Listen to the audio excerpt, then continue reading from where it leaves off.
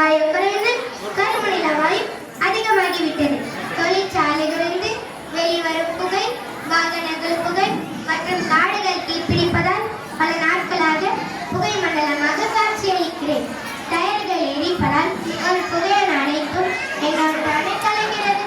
புகை நமக்கு பகை என்று சொன்னால் மட்டும் போதுமா? அதை மனிதர்கள் நீங்கள் கடைபிடிக்க வேண்டாமா? புகை நமக்கு பகை என்று சொன்னால் மட்டும் போதுமா? அதை மனிதர்கள் நீங்கள் கடைபிடிக்க வேண்டாமா? காற்று சொன்ன காரணங்களை கேட்டீர்களா?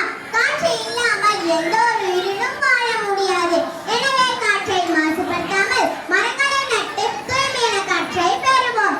அடுத்து நான் என்னிடம் சேர்ந்த குறைகளை கேட்கிறேன். நீ ஏன் இவ்வளவானதாக இருக்கிறாய்? உன் குறைகளை கூறு. விளக்கின் ஒளிர்வேன், அடுப்பில் எரிவேன். விளக்கின் ஒளிர்வேன், அடுப்பில் எரிவேன். காற்றில் அலைவேன், கதிரின் வெயிலாய். காற்றில் அலைவேன், கதிரின் வெயிலாய்.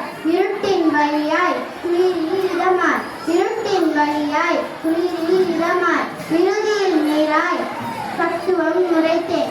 இறுதியில் நீராய் தத்துவம் உரைத்தேன். நீராகும் நெருப்பாகிய நான் இயற்கை என்னையே பூமிக்குள் தீக்குளமாகவும் பூமிக்கு வெளியே சூரியனாகவும் இருக்கிறேன். நிலத்தின் நீரை ஆவியாக்கி மழையை தருபவளும் நானே.